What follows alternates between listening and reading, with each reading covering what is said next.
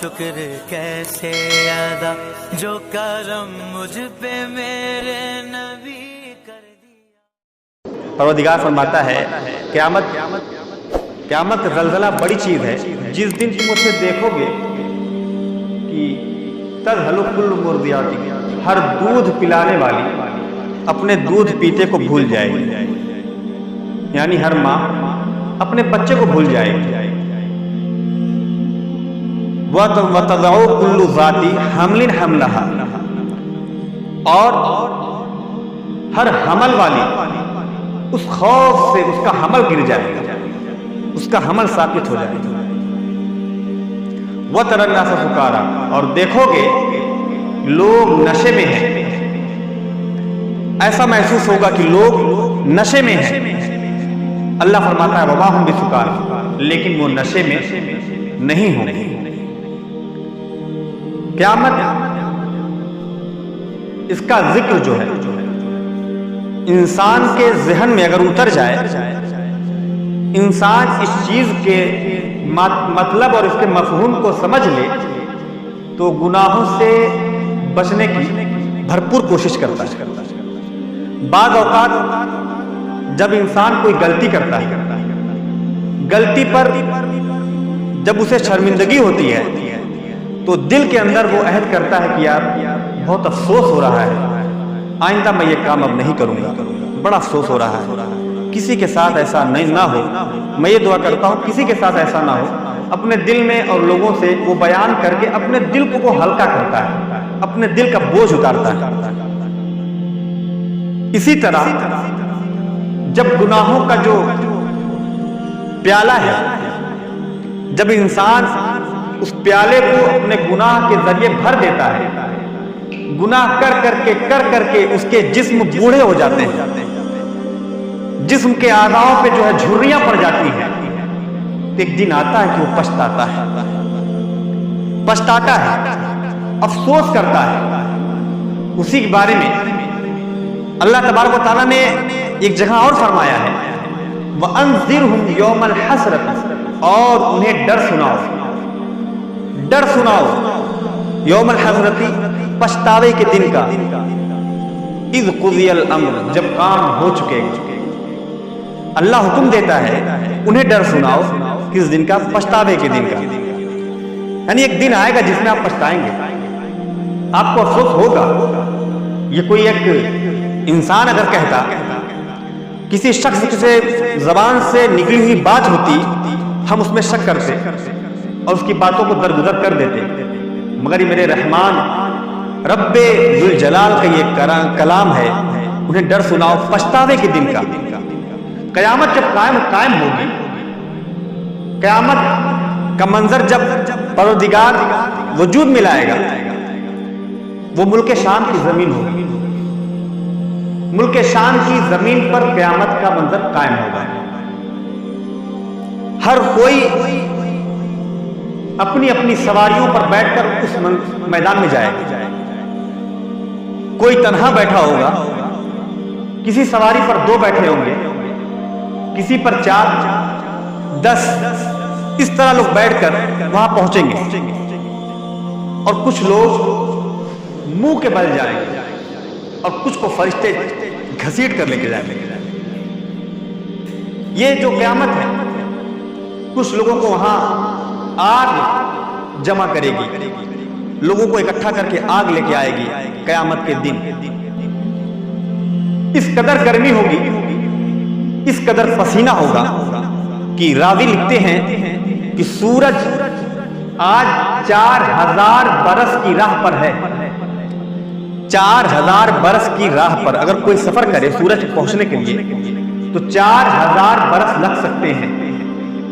آج سورج کی جو ہے پیٹھ ہماری طرف ہے، اور اس دن جب قیامت قائم ہوگی تو زمین تانبے کی کر دی جائے گی، اور سورج 1 میل کے فاصلے پر ہوگا، 1 میل کے فاصلے پر۔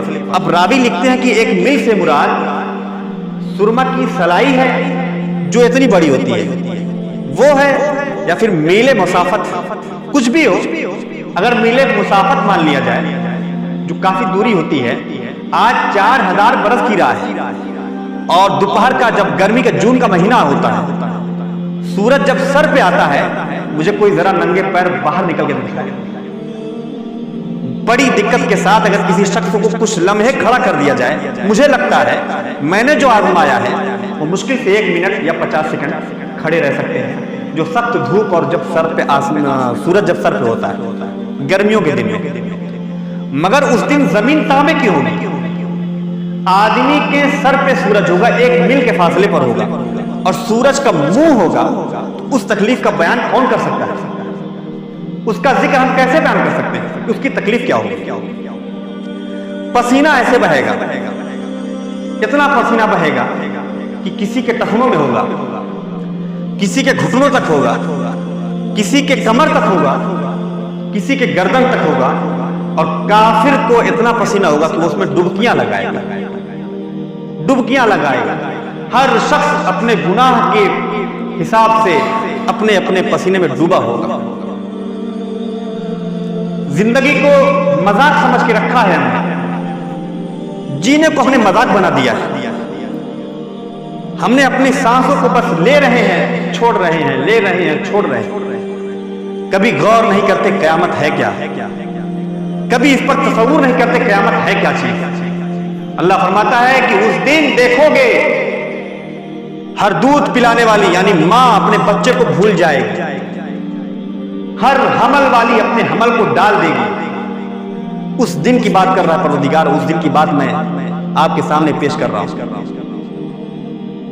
50,000 برس کا ایک دن ہوگا، ایک دن۔ اب اس میں بشارتیں بھی ہیں، خوشخبریاں بھی ہیں۔ اہل محشر، جو محشر وہاں قائم ہوگا، قیامت کا جب منظر ہوگا، پریشان ہوں گے۔ جس نے زکات سونے اور چاندی کی زکات نہیں دی ہوگی، اس کے سونے اور چاندی کو گرم کر کے اس سے داغے جائیں گے، اس کے جسم پر اس کے داغ دیے جائیں گے۔ اور جس نے اپنے جانوروں کی زکات نہ دی ہوگی، اس کے جانور تیار ہو کر آئیں گے اور اس کو اپنے پیروں تلے رونڈ ڈالیں گے۔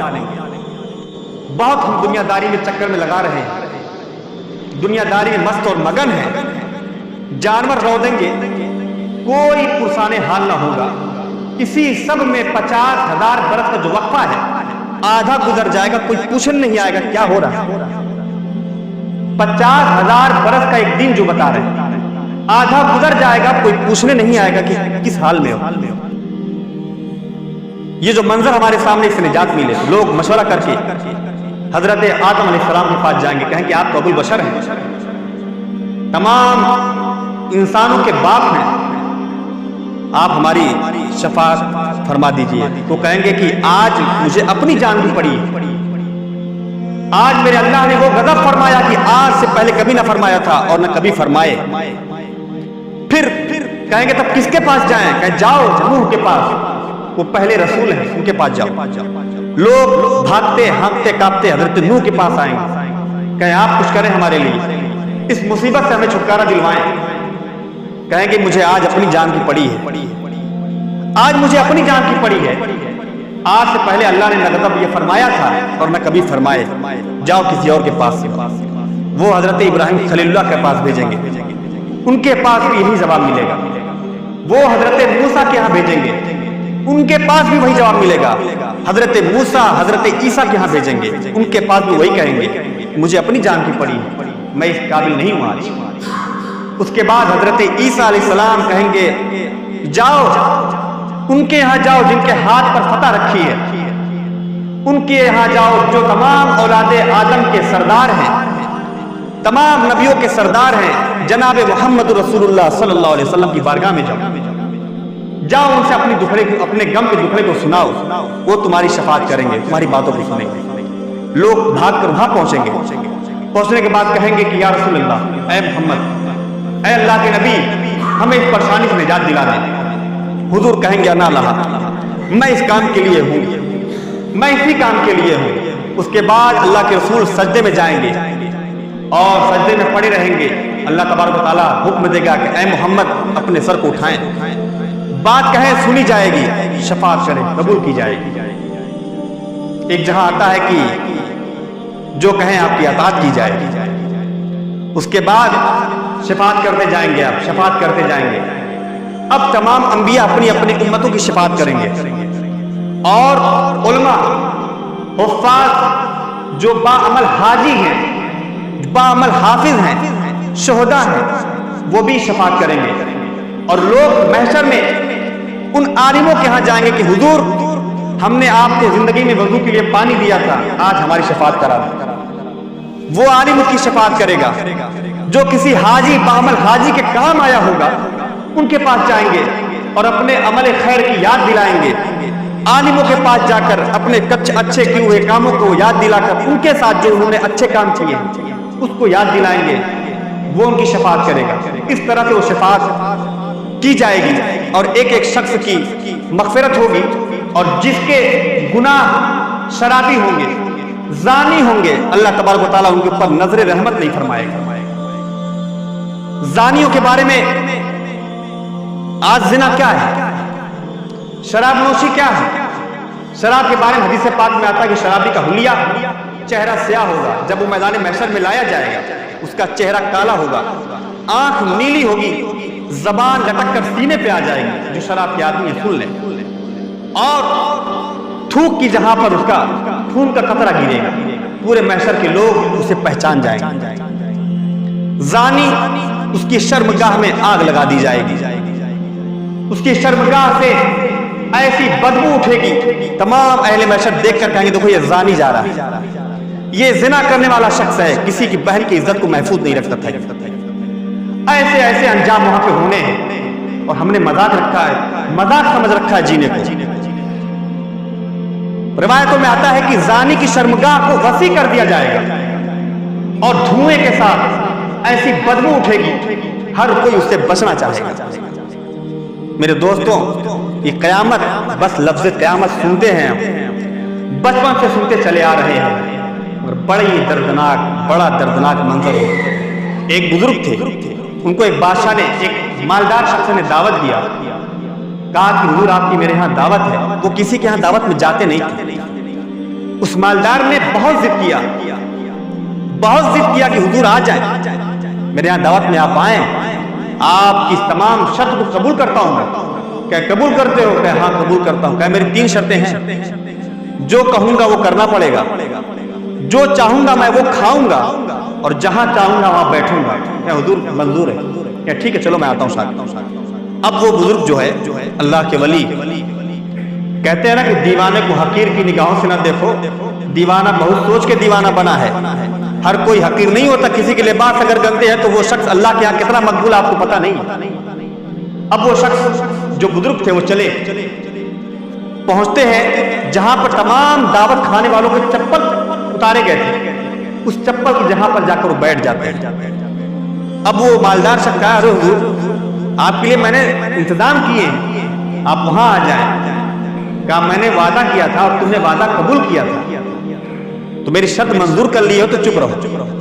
اب وہ بیٹھے، وہیں پر اپنے جھولے میں سے سوکھی روٹی نکالی ہے. نکالنے کے بعد اس سوکھی روٹی کو کھا لیا. پھر آگے کہا حضور آپ کے لیے میں نے طرح طرح کے انتظام کروائے تھے، قسم قسم کے کھانے تیار کروائے تھے، آپ وہاں آئے. کہا دوسری شرط میری یہ بھی تھی کہ جو چاہوں گا کھاؤں گا، چپ رہو. شرط قبول کیا تو چپ رہو. پھر اس کے بعد کہا کہ میری تیسری شرط تھی کہ جو کہوں گا وہ کرنا پڑے گا. کہے منظور. کہے کہ آگ جلائی جائے. آگ جلا دی گئی، اس پہ تاوے رکھے جائیں. تاوے رکھ دیے گئے. یہ بزرگ گئے اور اس تاوے پر کھڑے ہو گئے. جب تاوا لال ہو گیا ہے اس پر آپ جا کر کھڑے ہو جاتے ہیں اور کھڑے ہو کر کہتے ہیں اے لوگوں، اے دعوت میں آنے والے لوگوں، سنو میں نے آج ایک روٹی سوکھی کھائی ہے، میں نے اپنا حساب دیا ہے. آج تم نے لذیذ لذیذ کھانے کھائے ہیں، آؤ اس تاوے پر کھڑے ہو کر اپنے اپنے عمل کا حساب دو. تو تمام لوگوں کی چیخیں نکل گئی. کہیں آپ تو اللہ کے ولی ہیں، آپ کی یہ کرامت ہے جو آپ کر رہے ہیں.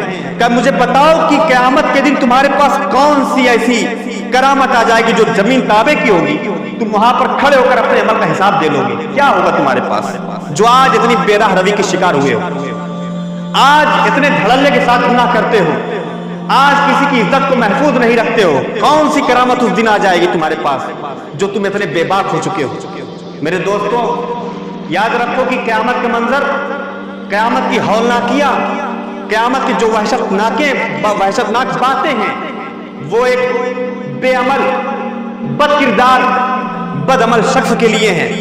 अपनी निगाहों की जो हिफाजत नहीं करता है, किसी की बहन बेटियों को देखता है, गली के नुक्कड़ों पर बैठकर वालिदैन के बेटे अगर बैठकर बेहयाई करते हैं, उसमें शरीक उसका बाप भी है, उसकी माँ भी है। गली के चौराहे पे बैठकर अगर किसी की बहन जाती है, याद रखो आप अगर कमेंटबाजी करते हैं तो आपकी भी बहन उस रास्ते से कभी ना कभी गुजरेगी, क्योंकि मैंने रिवायतों में पढ़ा है कि ये ज़िना एक कर्ज है, तुम अगर कहीं से करते हो तो तुम्हारे घर से वसूल लिया जाएगा। आज वो क़यामत का जो मंजर बयान कर रहा हूं कि 50,000 बरस का वो जो दिन होगा, वो सिर्फ बद किरदार, बद अमल, बद नज़रों के लिए होगा, और एक परहेजगार मुत्तकियों के लिए। सुनो, हैरत में पड़ जाओ कि वो जो 50,000 बरस का जो एक दिन होगा, वो कितना हल्का होगा। किताबों में लिखा है कि वो जो क़यामत का जो वक्त होगा, एक परहेजगार के लिए जितना 4 वक्त या फर्ज नमाज में जितना वक्त लगता है, उतने ही वक्त में वो पूरा 50,000 का बरस का जो दिन है वो गुजर जाएगा। सादतें भी हैं हमारे लिए यार, अच्छे काम तो करो है, बस जी रहे हैं, खा रहे हैं, पी रहे हैं, एक दिन आएगा मर जाएंगे, पता नहीं क्यों जिंदा हुए थे, और ये भी नहीं पता कि मर क्यों गए, दुनिया में आए थे किस लिए ये भी नहीं पता। इसलिए अपने आक़िबत की फिक्र करें, अपने अमल की इस्लाह करें, और क़यामत का जो मंजर है उसके बारे में गौर करें, सोचें। यूं ही नहीं जिया जाता यार, ऐसे ही नहीं जिया जाता है। हर अमल आपका लिखा जा रहा है, हर बातें आपकी नोट हो रही हैं, और वो यौमुल हिसाब है, हिसाब देना होगा। नेकियों का पलड़ा जो है उस दिन झुकेगा तो समझ लो कि कामयाबी है, उठेगा तो समझो कि कामयाबी है, और अगर झुक गया और गुनाहों का पलड़ा अगर उठ गया तो समझ लो कि नाकाम हो जाओगे, और फिर तुम्हें कोई अल्लाह की रहमत के अलावा कोई बचा नहीं सकेगा। इसलिए अपने अमल की इस्लाह करें। कि क़यामत का मंजर मैंने आपके सामने पेश किया, मेरे अल्लाह का हुक्म है, वअन्ज़िरहुम यौमल हसरति इज़ क़ुदियल अम्र, और उन्हें डर सुनाओ पछतावे के दिन का जब काम हो चुकेगा। उस दिन तुम देखोगे हर दूध पिलाने वाली अपने दूध पीते को भूल जाएगी, हर हमल वाली अपना हमल गिरा देगी, आंखें खौफज़दा हो जाएंगी, इंसान कहेगा आज भागने की जगह कहाँ है। यक़ूलुल इंसान यौमइज़िन अइनल मफ़र, आदमी कहेगा आज कहाँ भागूं। यकीन रखो उस दिन कहीं भाग न सकोगे, हर एक को अल्लाह की बारगाह में अल्लाह के हुजूर खड़े हो जाना है। इसलिए ये मेरे तकरीर के जो जुमले हैं, इसे कान में मत रखना, इसे दिल तक उतारना, और उतार कर रात के सन्नाटों में बैठकर कभी सोचना कि मैंने कहा क्या था, मैं बुरा हूँ, मेरे जुमले अगर सच हैं, मैं अल्लाह से माफ़ी मांगता हूँ, अल्लाह मुझे अपने जुमले के मुताबिक बाअमल बना दे, और मुझे रिया से, मक्र से, फरेब से बचा, और जितने भी अगर कोई तेरा नेक बंदा यहाँ पर बैठा हो अल्लाह, उसके सदक़े में मेरी इन बातों को तमाम के दिल में उतर जाने की तौफीक अता फरमा, और हम सबको नेक अमल करने की तौफीक फरमा, हमें नेक बना दे, हमारी रूह हंसली में अटक जाए उससे पहले कलमा की तौफीक दे दे।